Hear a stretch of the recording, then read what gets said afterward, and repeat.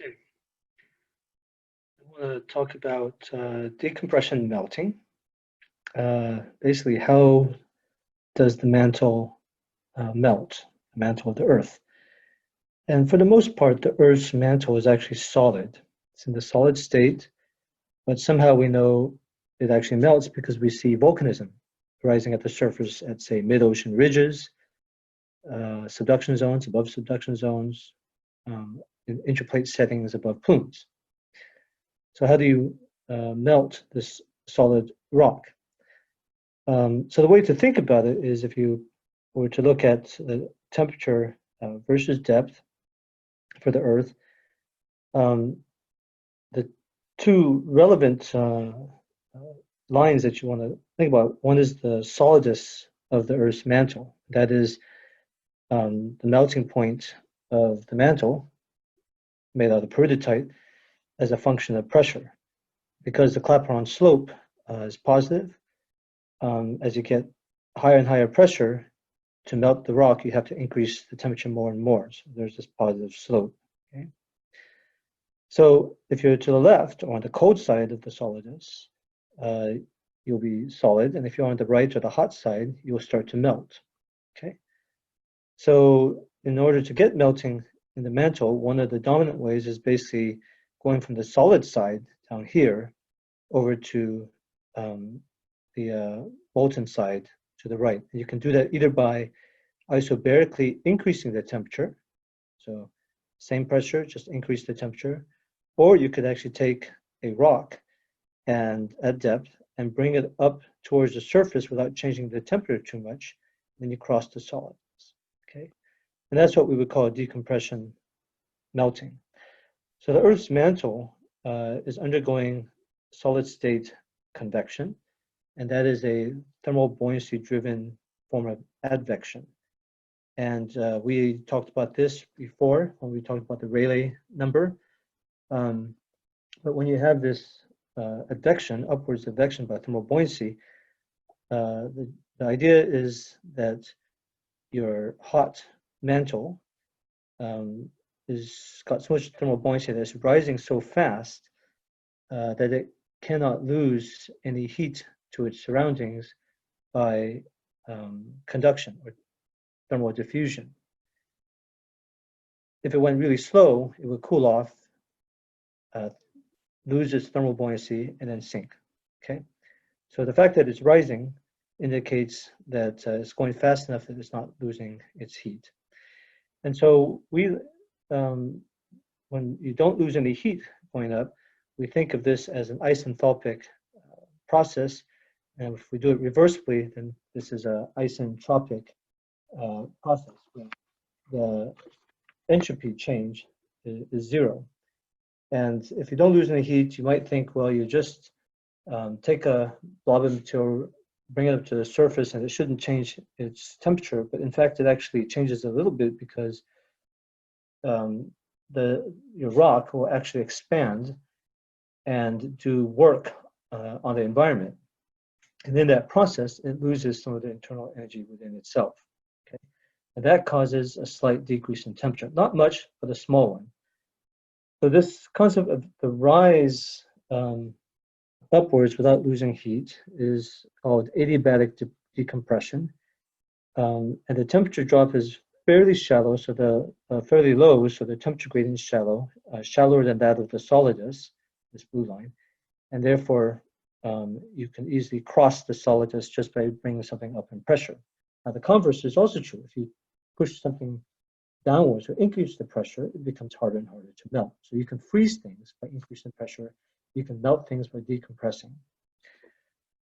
The average temperature gradient for the adiabat is about 0.5 degrees C per kilometer. That's a nice reference for the mantle on the Earth. We usually define the adiabat by a reference point at the surface of the Earth, which is the potential temperature, that's here. And then as you increase in depth, the temperatures will change, but we have a common reference point, which is the surface. Now, In reality, when you have solid state mantle rising and crossing the solidus, and when it melts, there's also the effect of latent heat and phase change, the energy associated with causing the phase change or reorganization of the internal structures of these chemical, these phases to go from solid to melt. And so the real melt, the adiabat, when you account for melting, is going to come off at an angle like this. We will talk about that later. But for our purposes today, when we refer to potential temperature, we think about extrapolating the temperature of the mantle, say down here at depth, all the way to the surface on a hypothetical solid adiabat. And we can compare that to other places. So underneath mid-ocean ridges, we're talking something about 1350 degrees C for the potential temperature. On the right, I guess I forgot to explain this.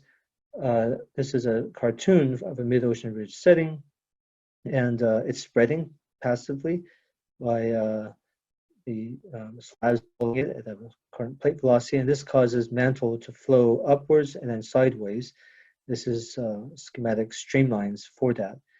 And when the mantle crosses the solidus, which would be here at this dash line, you start to melt.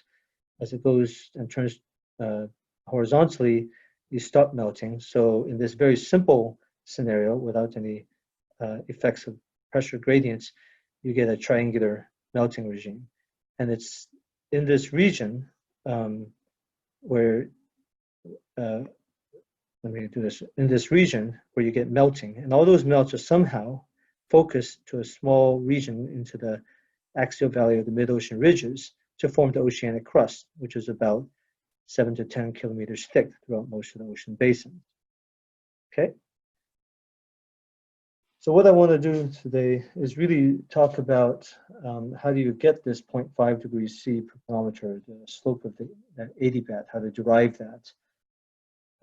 So the way we'll start is with the first law of thermodynamics, and that is the change in internal energy of a system is equal to how much heat you add to the system or subtract from the system plus the amount of work you add or the system does on the environment. Okay, and we know that the heat of a system is equal to TdS. That's the temperature times the change in entropy. Now, this you may not be familiar with, but I can take Q, which is the heat flow into the system or out of the system, divide that by the temperature, and then that equals the change in entropy. So in other words, to say is, how much would I change if I put heat into a system at a constant temperature, and that changes the configuration within that system, and that change is recorded in the form of entropy, joules per Kelvin. Okay. The work is pressure volume work, so pressure times the change in volume. It's analogous to force times the change in distance, F, the interval of F times dx. In this case, we're just looking at it in 3 dimensions. So that's why we have the volume term, pressure, volume, work. And you can integrate this and you will get U, whoops, what happened here? Okay, so here, U equals Ts minus PV. Okay, and we can then take U plus PV and put it to one side, and we're going to, and that will equal Ts actually, but we're going to define this as a new quantity called enthalpy, right? We can do this. We can then take the total differential of the enthalpy, and that means dH equals du plus P dV plus V dP. Then we can substitute the fundamental law, the first law, back into here. Okay. I should mention there's the negative sign up here for PdV. Basically, when you you work on the system, you expand, and therefore the volume is positive, but you actually lose energy because you're going to work on the system. I mean, on the surroundings instead of the system. Okay, so when you plug all that in, you come up with this equation. dH is equal to, the change in enthalpy is T, and the change in entropy is temperature ds plus V, okay, times the change in pressure.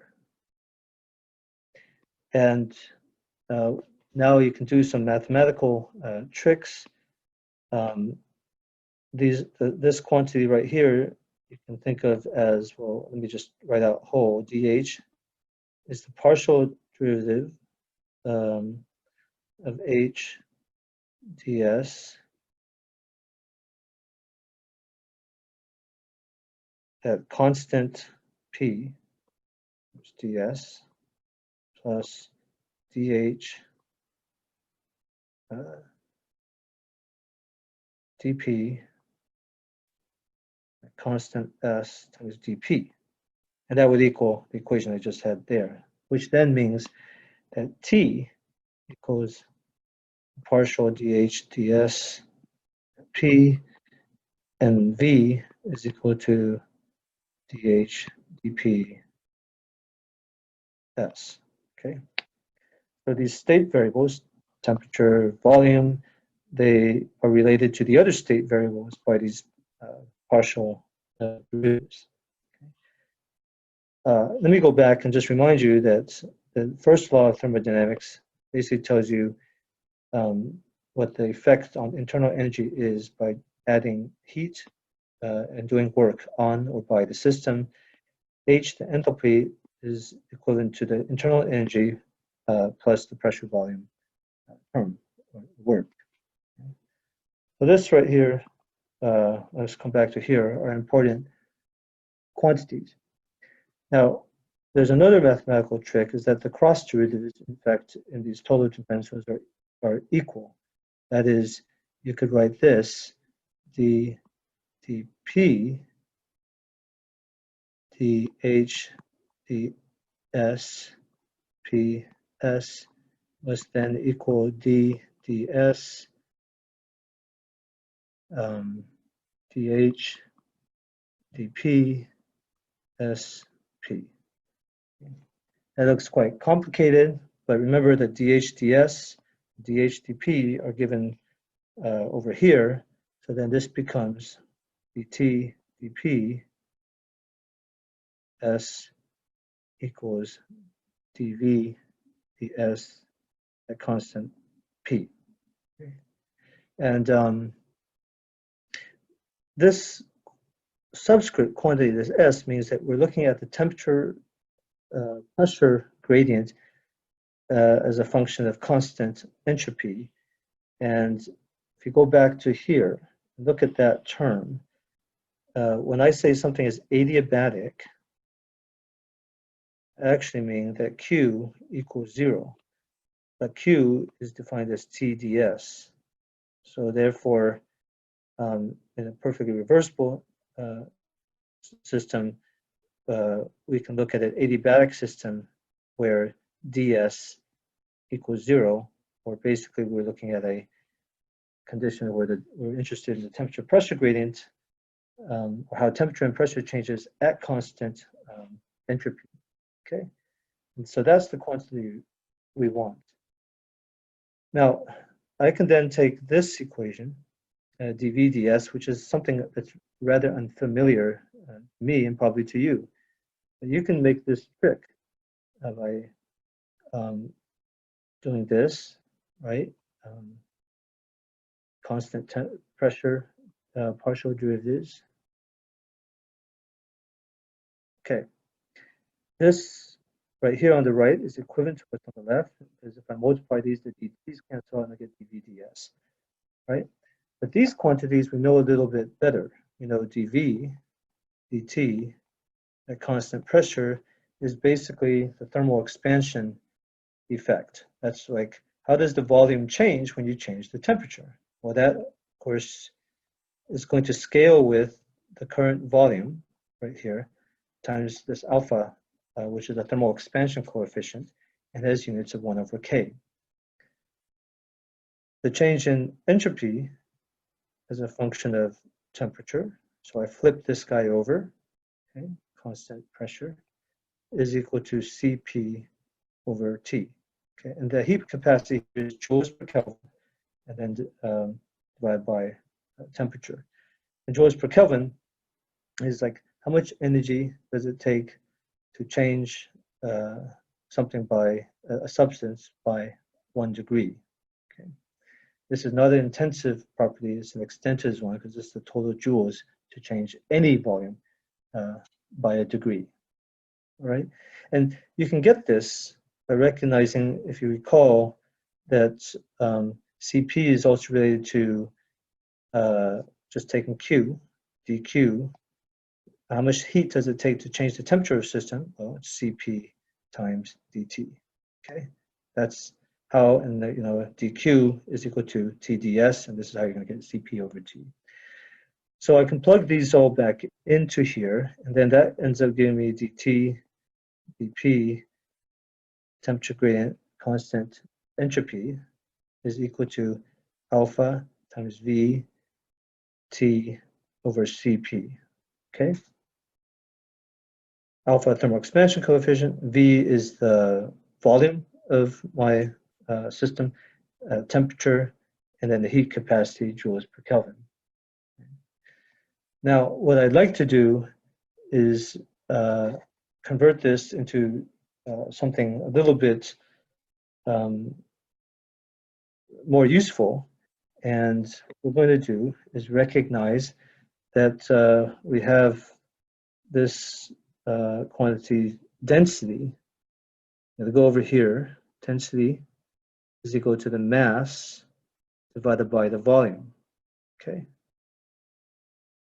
Units of kilograms per meter cubed in SI units, for example. So I can convert the volume, that's basically then volume is the mass divided by the density. I'm going to convert my volume to density because that's something we can actually measure. It's an intensive property, and we don't need to know the exact mass or the exact volume, but any material would have the same density. We plug that in there, and so then what we would end up getting is another equation where it's alpha T rho, and then here I'm going to put Cp star, and that's the specific heat, which is joules per kilogram Kelvin. Okay, then that's where the mass gets subsumed into. So this is the temperature gradient of your adiabat.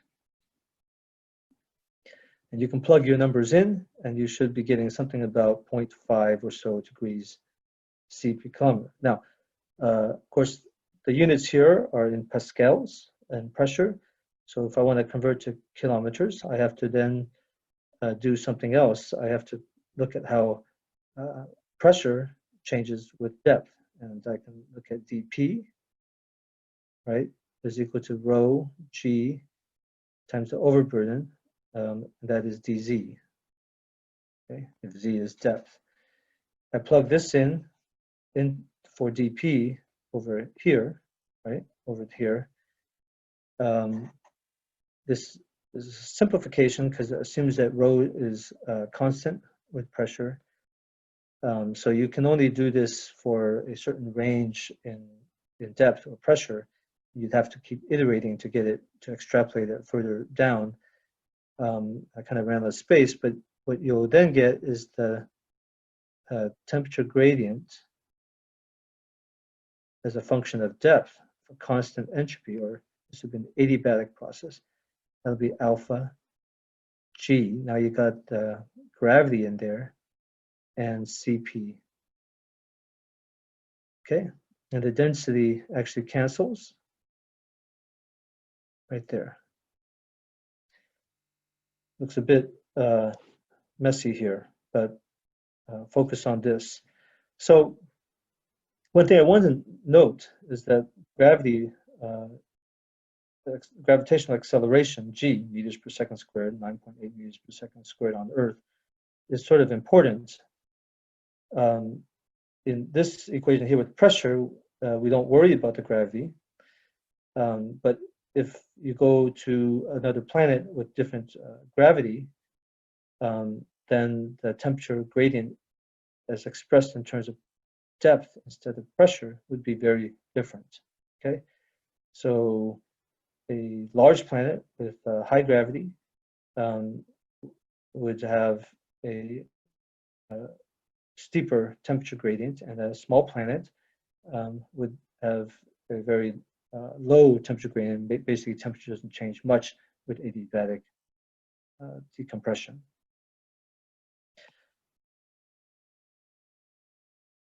So I think that's it. This is how you derive the